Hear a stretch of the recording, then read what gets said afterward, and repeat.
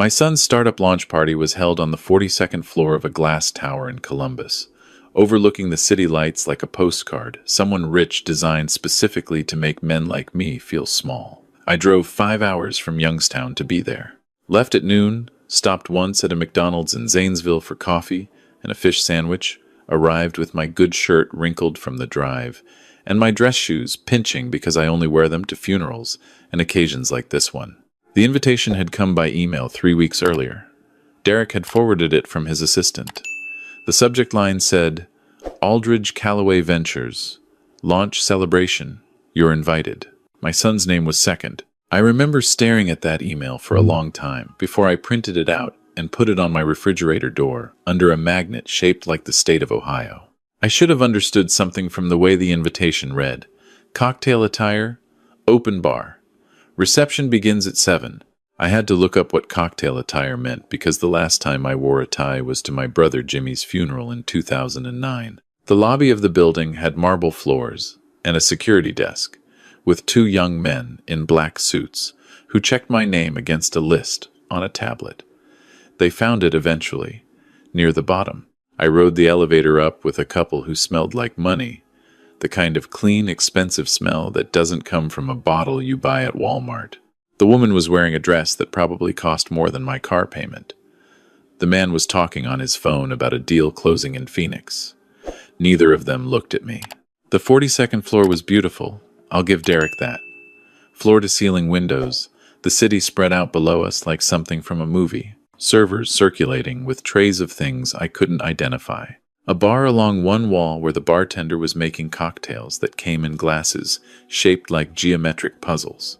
Tables with white linens and small printed cards with names. I found mine at a table near the back, next to the service entrance, beside a man I'd never met who turned out to be Derek's former college roommate's cousin, someone whose only connection to the evening was that he'd once helped Derek move a couch. Preston Aldridge was at the front table.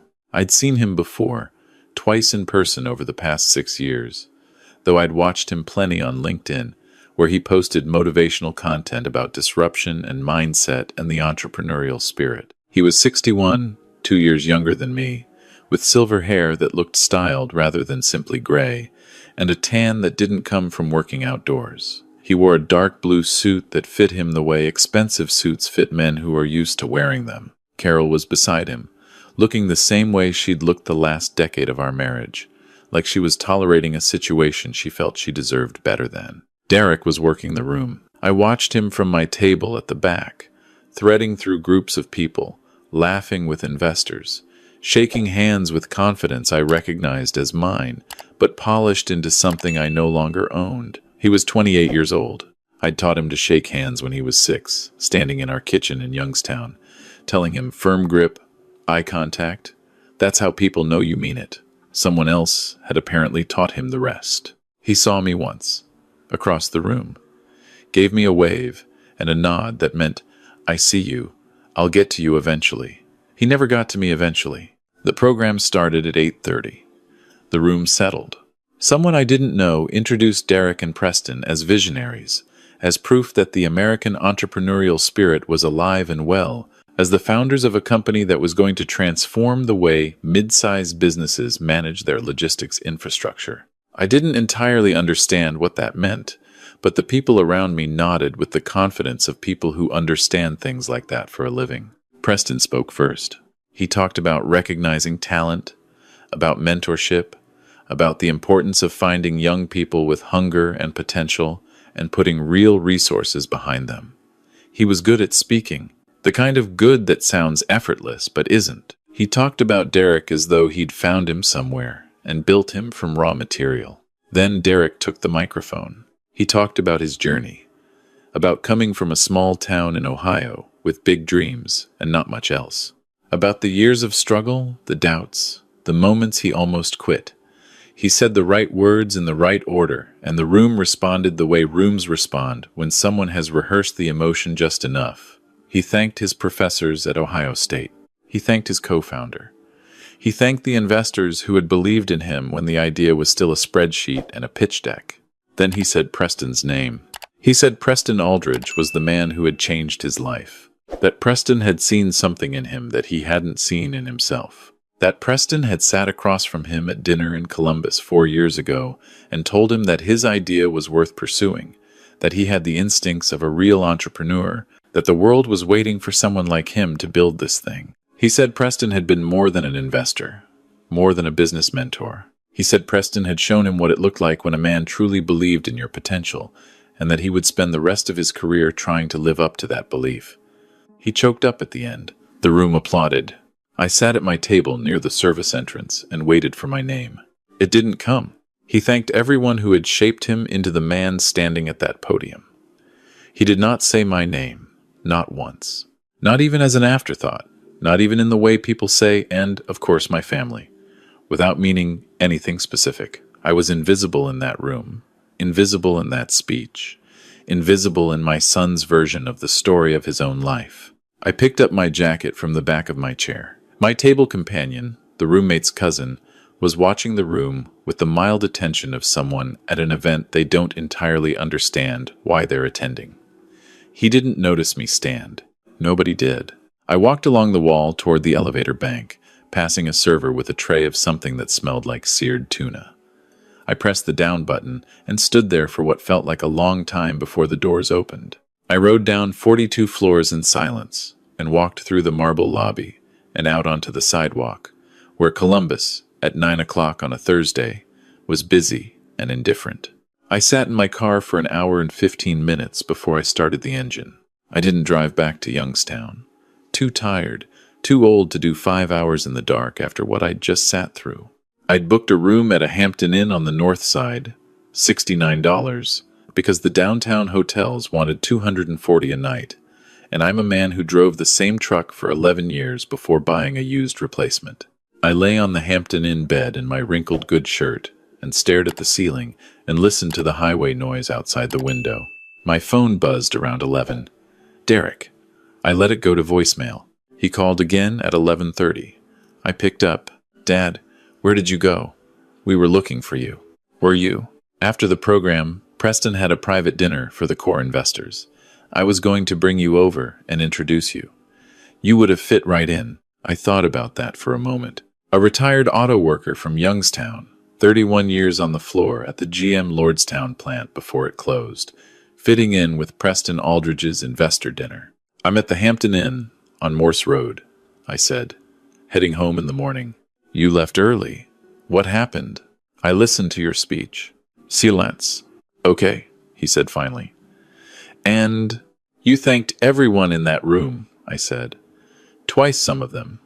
You thanked Preston for seeing something in you. You thanked your old professor from sophomore year by name. You didn't mention me. Dad, it was a business speech. It wasn't the time to go into family stuff. Family stuff. You know what I mean. The audience was investors. It would have been weird to get personal like that. You got personal about Preston. That's different. He's my business partner. I didn't say anything for a moment. Outside, a truck went by on the highway, and its headlights swept briefly across my ceiling. Get some sleep, I said. Congratulations on the launch. I hung up. He called back twice. I turned the phone over on the nightstand and went to sleep. I want to tell you what $165,000 looks like from the inside, because from the outside it looks like a number, and numbers don't carry weight the way experience does. It looks like 31 years of overtime shifts at the Lordstown plant, Saturdays and occasional Sundays, time and a half and double time, coming home smelling like metal and grease at 7 in the evening and eating dinner standing at the kitchen counter because sitting down meant falling asleep. It looks like the settlement I got in 2014 when a press malfunction broke 2 fingers on my left hand. Money I put directly into savings instead of the boat I'd been loosely promising myself for a decade. It looks like 11 summers of side work, doing drywall and painting and small renovations for neighbors and friends, cash jobs on weekends, because the plant money was tight after Carol took her share and Derek's needs were ongoing. It looks like never once, in 26 years of saving, touching that account for myself. Not when my truck needed a transmission. Not when I wanted to take a trip somewhere. Anywhere. Just to say I'd been. Not when the furnace died in 2018 and I spent 4 days in January heating my house with space heaters while I arranged financing for a replacement. The account was for Derek. That was its only purpose. Carol had left when Derek was 12. She'd been unhappy for a long time before that, the kind of unhappy that fills a house like weather. She'd met Preston at some real estate event her company sent her to in Columbus, and whatever unhappy had been, it apparently evaporated in the presence of a man with commercial property holdings across central Ohio. She sat me down on a Sunday in March and told me she needed more than Youngstown could give her. I told her Derek needed his mother. She said Derek would thrive. She said it the way people say things they need to believe. Derek was devastated for about 2 years. Then Preston started showing up. Gifts arrived first, the way they always do when a wealthy man is trying to purchase something he should have earned. A gaming console, a new laptop, tickets to Ohio State games and seats I couldn't have afforded. Derek was 14, 15, 16, at the age when impressions set permanently. I watched the impressions set. He was still my son through all of it. I drove him to school when he missed the bus. I sat through every parent-teacher conference. I helped him with calculus at the kitchen table until 10 at night, both of us frustrated, working through it together until something clicked. When he got into Ohio State on a partial scholarship, I drove him to Columbus in my truck with his dorm stuff loaded in the bed, and we stopped at a Cracker Barrel in Zanesville because it was his favorite, and he told me he was scared, and I told him that was the right way to feel, that scared meant it mattered. While he was at Ohio State, the Preston effect accelerated. He spent spring breaks in Florida at Preston and Carol's condominium. He spent summers in Columbus, interning at one of Preston's property management companies, learning business the way you learn it when someone hands you a door that's already open. His Instagram filled with photos I recognized as belonging to a life I hadn't given him. Rooftop bars, networking dinners, the kind of confident group photos where everyone is laughing at something that happened just before the picture was taken. My calls with Derek shortened. He was busy. He was always busy with something, and I understood that. I told myself I understood that. He was building his future. That was the point. I had sacrificed for exactly this outcome, a son who was becoming something. I just hadn't understood that becoming something meant becoming someone who didn't need me anymore. After graduation, Derek went to work for a tech logistics startup in Columbus. Within a year, he was pitching Preston on his own idea. Preston introduced him to investors. Preston co-signed leases and helped structure the early funding rounds and, apparently, told Derek over dinner one night that he had the instincts of a real entrepreneur. I offered the savings 3 times over 2 years. The first time, Derek thanked me and said they were at a stage where the capital structure was complicated, and bringing in a small personal investment from family could create problems with the institutional investors. He used words like cap table and dilution without embarrassment. The second time, he said the company was in a good place, and he didn't want me tying up money I might need for retirement in something speculative. I was 61 years old, living on a pension and Social Security, and whatever the side work brought in. He was 27 and co-founding a company in a glass tower. I understood, on some level, what he was trying to say without quite saying it. The third time, about a month before the launch event, he told me that Preston had the financial side fully handled and that the best thing I could do was stay healthy and let him know when I could make it to Columbus for the launch. He said it kindly. He always said things kindly. But the meaning underneath the kindness was consistent. My $165,000 was irrelevant to his life. I drove to Columbus anyway. My phone rang the next morning, 7:40, as I was loading my overnight bag into the truck outside the Hampton Inn. Carol. I almost let it go. Carol and I operated on a strict minimum contact arrangement that had served us both well since the divorce. We spoke when something required it, which wasn't often. Frank. Her voice had the particular edge it took on when she was angry but wanted to sound reasonable. Carol. Derek said you left last night without talking to him. He's upset. He's upset that I left, I said. He's not upset that I wasn't mentioned in his speech. It was a business event, Frank. It wasn't the time. That's what he said. Because it's true. You have this way of making everything about yourself. Derek had a huge night, a major moment in his career, and instead of being supportive, you walked out, and now he's carrying guilt about it this morning when he should be celebrating. I closed my truck door and stood in the Hampton Inn parking lot. The morning was gray and cool, an Ohio spring morning that hadn't decided yet whether it wanted to commit. "Carol," I said. I drove 5 hours to watch my son stand in front of a room full of people and describe the man who made him who he is. I sat at a table in the back next to someone I've never met, and I listened to my son thank his professors and his co-founder and the man you left our family for, and I was not mentioned. Not once. I'm not asking for a standing ovation. I'm not asking for a biography. My name, once, somewhere in that speech, would have been enough. She was quiet for a moment. Then, "Preston has done extraordinary things for Derek." "That's just the reality, Frank. He opened doors for him that you never could have opened. You need to make peace with that." "I have made peace with it," I said. "I'm asking for the basic acknowledgement that I exist as Derek's father." "You've always had a martyrdom about you," she said. "You know that? Even when we were married. The sacrifices, the savings account, the overtime, you wore it like a badge. Like the rest of us were supposed to feel guilty for wanting more. I want to tell you that those words didn't land. I want to tell you I stood in that parking lot with the full settled confidence of a man who knows his own worth. But Carol knew exactly where to put a knife after 30 years of watching me. The martyrdom thing had always been her best one. "Have a safe drive home," I said, and I hung up. I sat in my truck and opened the banking app on my phone.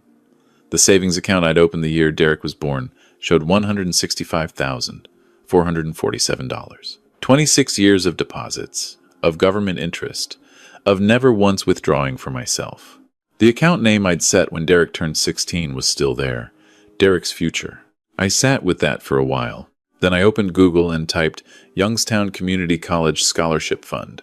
I want to explain my brother Jimmy to you, because he matters here. Jimmy Calloway was 2 years older than me, the smartest person in every room he was ever in. The kind of smart that teachers noticed and tried to cultivate, and that ultimately went nowhere because our family in Youngstown in the 1970s didn't have the architecture to support it. Jimmy was supposed to go to college.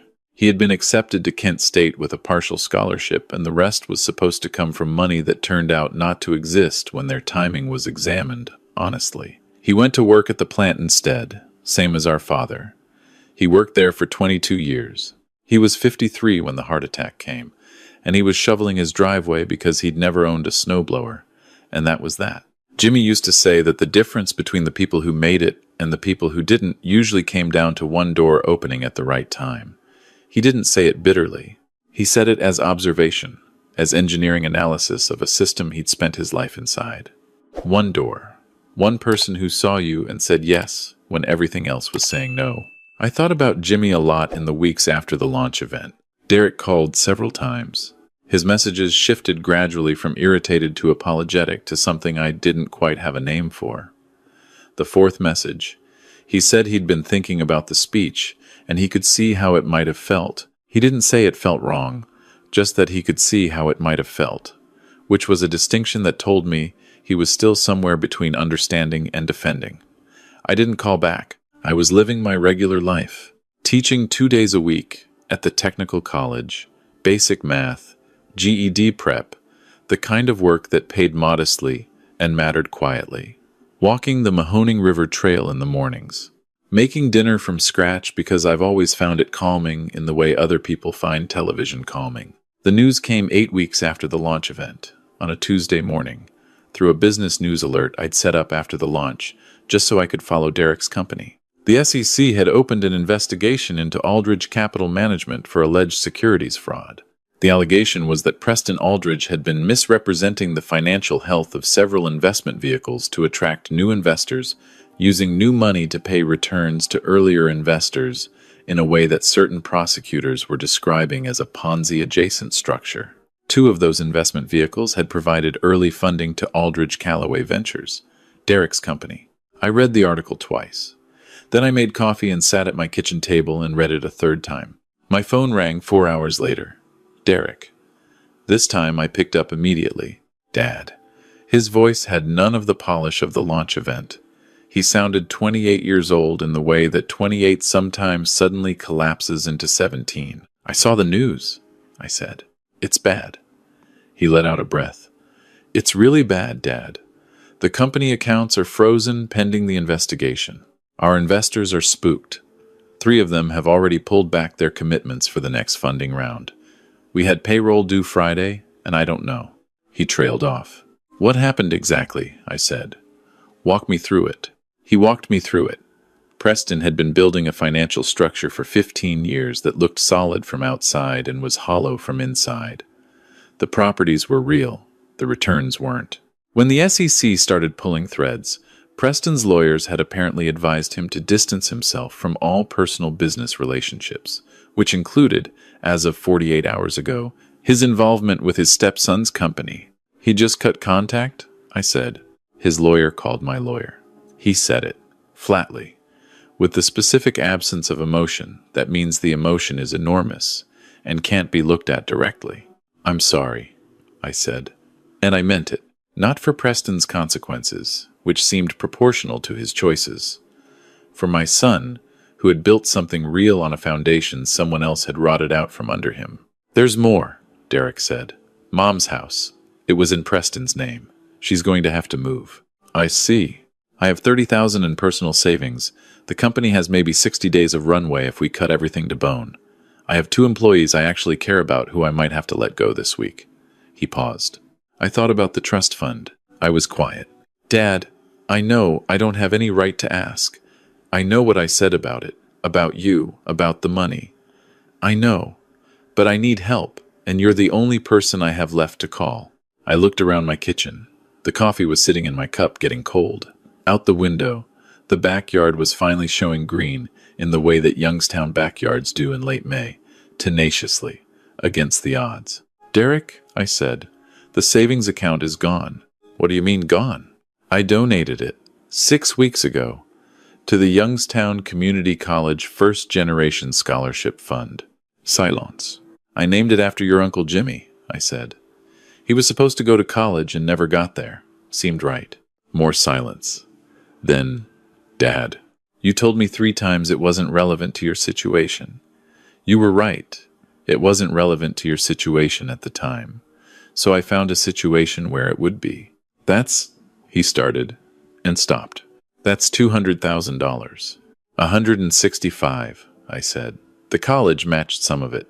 It's funding about a dozen students a year now, first in their families, mostly kids from around here.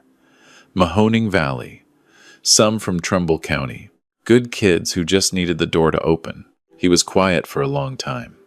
I could hear him breathing. I thought about that launch event, 42 floors up, the marble lobby, the smell of that couple in the elevator, my son's voice saying Preston Aldridge's name with that particular reverence, the table near the service entrance. I'm not punishing you, I said. I want to be clear about that. I made the decision before any of this happened with Preston. I made it the morning after your launch. And I made it because I finally understood that you had genuinely moved into a different world, and the money would have just followed you there. I'd rather it open doors for kids who don't have anyone opening doors for them. Your Uncle Jimmy would have wanted that. Your mother, your real mother, would have wanted that. She believed in that kind of thing. Derek's voice, when he finally found it, was altered, quieter in a particular way. I remember Mom, he said. She used to quiz me on multiplication tables in the car. She did. I haven't thought about her in a long time. He paused. Preston kind of, I don't know, he kind of filled a lot of space. Preston fills space, I said. That's something he's genuinely good at. Dad, I should have said your name in that speech. Yes, I've been telling myself it was a business thing, a context thing, that you'd understand. But that's not true. I didn't say your name because Preston rewrote the draft with me.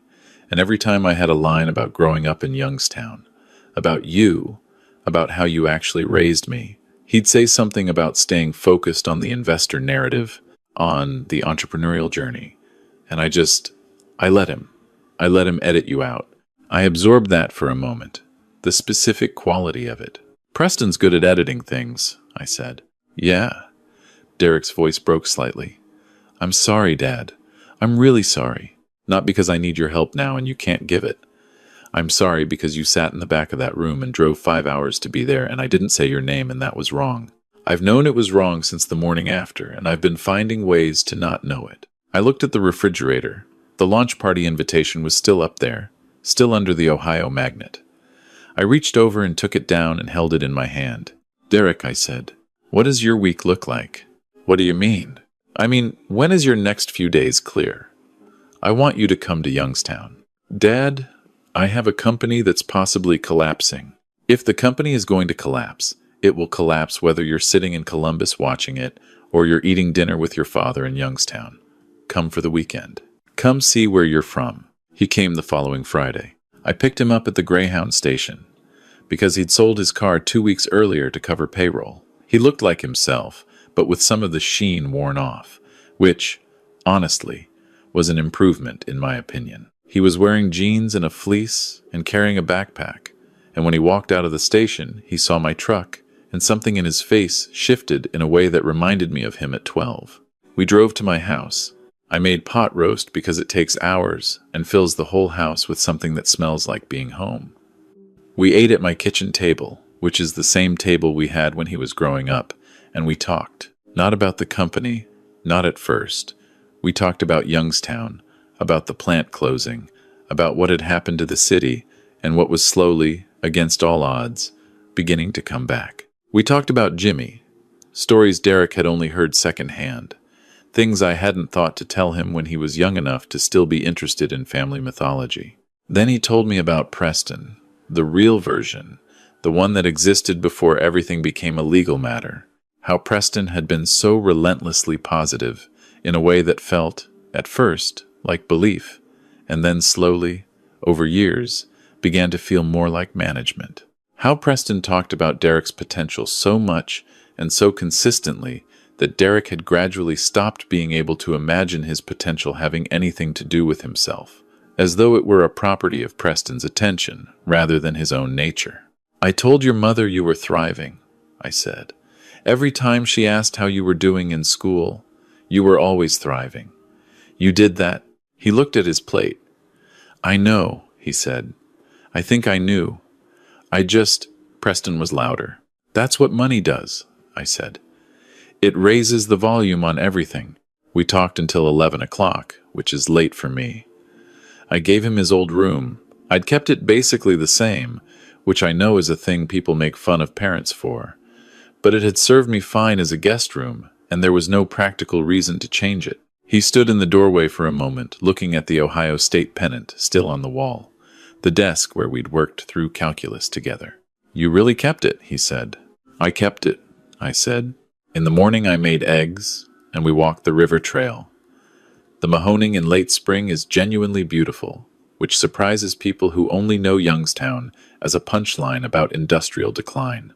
The trees were full, and the water was moving clean and quick from recent rain. We walked for an hour without saying much, which is a thing you can only do with someone you've known long enough for silence to be comfortable. He told me the company was probably not going to survive, that without Preston's network and with the fraud investigation casting a shadow over every investor conversation, the runway was too short and the headwinds were too strong. He was going to have to let his 2 employees go with as much severance as he could manage and start over somewhere smaller. I got a call yesterday, he said. There's a logistics company in Akron that does essentially what my startup was doing, but established, 8 years old, about 40 employees. They want to talk to me about a director-level operations role. Real salary, not $120,000, more like $75,000. But real. That sounds like a job worth taking. It's not what I had. It's better than what you had, I said. What you had was sitting on quicksand. $75,000 building something solid is worth 10 times $120,000 built on Preston's foundation. He looked at the river. Maybe, he said. Not maybe. I've been working since I was 19. I know the difference. The Akron company called him back while we were driving back to my house. He stepped out of the truck to take it in the driveway, pacing the way people do when they're nervous, and I sat behind the wheel watching him through the windshield. He looked like his mother, my first wife Ellen, in the way his hands moved when he was thinking hard. Ellen had died when Derek was 5, breast cancer, 3 years of fighting, and then one morning in October, she wasn't fighting anymore. I had been 35 years old with a 5-year-old, and a grief so large it didn't have edges. I raised Derek. That's the only thing I know how to say about what followed. I raised him. Some people survive that kind of loss and do it well, and some people survive it poorly, and I'm not going to claim I did it perfectly. But I did it every day for 23 years, and I did it with everything I had, and I would do it again from the beginning without hesitation. Derek came back to the truck and got in. He was quiet for a moment. "They want me to start June 1st, he said. 2 weeks. Are you going to take it?" "I think so." He looked out the windshield at my driveway, at the house he'd grown up in. "It's not exactly the plan. Plans are for the beginning," I said. "After that, you're just making choices and seeing what they add up to." He made a sound that was almost a laugh. "That is the most dad thing you've ever said to me. I've been practicing for 63 years. He stayed the weekend. Sunday, we drove out to the Westlake Cemetery, where Ellen was buried. It's a small cemetery, old, the kind of place that feels like it belongs to a different time. Derek stood at her headstone for a long time without speaking. I stood a few feet back and gave him whatever space looked like. "She would have thought all of this was very funny," he said finally, in a sad way. "She had a complicated sense of humor," I agreed. "I'm going to come back more," he said, "to Youngstown. Not just because it's close to Akron, because I want to." "You're welcome every Sunday," I said. "I'll cook." He looked at me. "Dad, the money, the scholarship fund. I looked it up after you told me. Read the announcement the college put out. They said Ellen Calloway's name. I didn't know you'd named it after her." "Ellen and Jimmy both," I said. "Seemed like they both deserved it." He was quiet for a moment. Then, "That's the most you thing you've ever done." I thought about that on the drive home, the way it sat. The most you thing. I'd spent years worrying about not being enough, about being the small version, the humble version, the Youngstown version, when there was a Columbus version available. I'd eaten a lot of that. Carol's voice in my ear saying basic responsibility, nothing special. Preston's presence filling the room. But there's another way to think about small. Small is specific. Small is the kitchen table and the pot roast smell and the calculus worked through together until midnight. Small is the $600 a month going into an account nobody touched because it belonged to someone else's future. Small is the river trail in late May and the cemetery and the names on the headstone and the door opening for a kid from Trumbull County who just needed someone to say yes. Preston was never going to understand that. He understood scale. He understood presence. He understood how to make a room feel his. But he'd never once sat up until midnight with a confused kid working through a problem that didn't yield until both of you were tired enough to stop defending your wrong answers. That's what Derek finally understood. I think about when exactly he got there, whether it was the launch event morning after, or the news about Preston, or the pot roast, or the cemetery. I don't know that it was a single moment. I think it was the slow accumulation of contrast, the before and after of a life with Preston at the center of it, and then without him. He started the Akron job in June. He called me every Sunday evening, sometimes for 20 minutes, sometimes for 2 hours. He told me about the job, about the people, about the particular satisfaction of working inside something real and building his understanding of it from inside rather than from the top looking down. He was good at it. He had always been good at things when he was paying attention to the right ones. Carol found an apartment in a suburb of Columbus, modest by her recent standards. She called me once, in July, not screaming, just talking. She said she'd been wrong about some things. She didn't list which things, and I didn't ask her to. We agreed that we both wanted Derek to be okay. That was enough of a foundation for whatever version of co-parenthood exists when your shared child is 28 years old. Preston's case worked through the legal system with the slow, grinding patience of federal proceedings. The charges were substantial. His attorney was excellent and expensive and earned his fee by extending everything as long as possible. But the evidence was what it was, and eventually the evidence was what mattered. I didn't follow it closely. I had better things to follow. In August, I got an email from Youngstown Community College with an attached letter. The first two recipients of the Ellen and James Calloway Memorial Scholarship had been selected. One was a young woman named Maria Okonkwo from Youngstown's East Side, planning to study nursing. The other was a kid named Tyler Breckenridge from Warren, first in his family to pursue any kind of post-secondary education, interested in industrial engineering. I printed both letters and put them on my refrigerator under the Ohio magnet, in the space where the launch party invitation used to be. Derek came for the last weekend in August. We sat on my back porch in the evening, which faces west. And in August in Ohio, the western sky in the evening is something that requires attention. He'd been in Akron 8 weeks and was talking about the job with a specific animated quality that I recognized because I'd had it myself early on at the plant, before repetition wore some of the edges down. The quality of someone who is genuinely interested in the thing they're doing. He showed me the scholarship announcement on his phone. He'd found it himself, the college's social media page. Tyler Breckenridge wrote a thank you letter, Derek said. It's on the college's website. He says he's going to build things, industrial things, infrastructure, stuff that lasts. I hope he does. Derek handed my phone back and looked at the sky.